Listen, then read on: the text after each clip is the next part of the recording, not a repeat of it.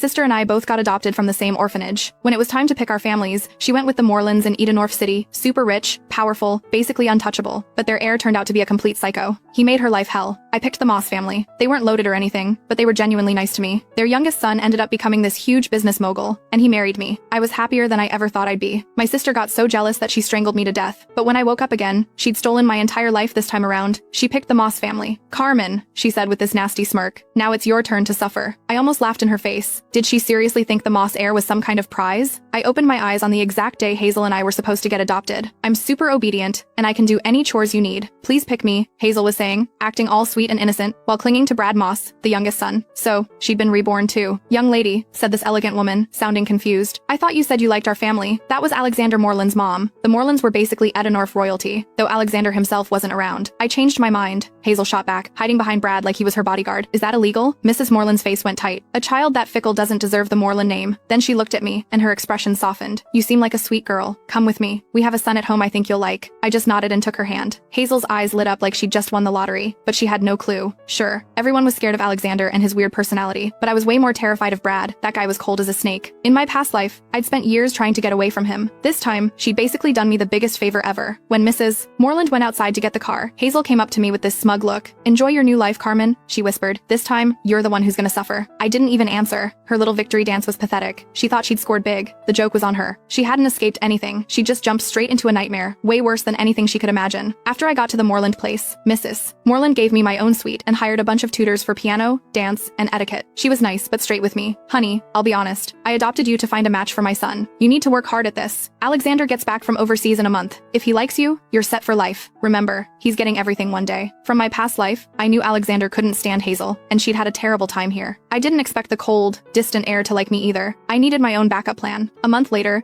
the Morelands threw this huge party to welcome Alexander home. All the big shots in Edenorf showed up, including the Moss family since they had business connections. Across the ballroom, Hazel spotted me right away. She was wearing this white dress, trying to look all innocent, and came gliding over with a sharp smile. Have fun tonight, Carmen, she whispered. This is gonna be the most humiliating night of your life. I remembered this party from my last life. That's when she first met Alexander. He'd taken one look at her, made a disgusted face, and told her to get lost in front of everyone. She'd clung to him anyway, announcing herself as his future wife. He'd literally kicked her away. But I'd been reborn too. I knew how her story ended, and I'd already planned something different. Hazel was waiting for me to get humiliated like she did. She was in for a shock, but she was about to be disappointed. Right before Alexander was supposed to make his big entrance, I caught him in a private study. It was our first time meeting. He was way taller than me, seriously good looking, and had this cold, don't come near me vibe. Yeah, he definitely wasn't easy to approach. I handed him a document. I know you just got this new project, but you're not sure what to do with it. Here's my proposal. I guarantee it'll make